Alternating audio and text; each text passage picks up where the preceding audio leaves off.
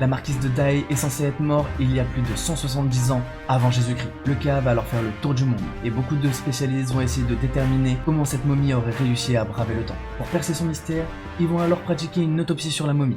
Et dès la première incision, les médecins légistes vont rester sidérés, car les organes sont restés dans un extrêmement bon état et son cerveau était quasiment intact. Le mythe de la momie s'est donc intensifié.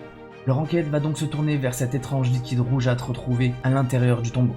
Et après plusieurs analyses, les scientifiques vont réussir à déterminer que le liquide détient une forte teneur en mercure, ce qui est très étrange pour l'époque.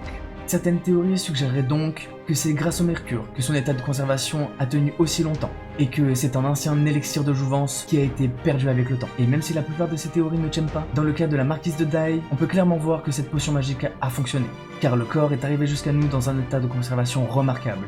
Et jusqu'à présent, aucune autre momie n'a été retrouvée dans un tel état de conservation. Après maintenant plus de 50 ans d'enquête,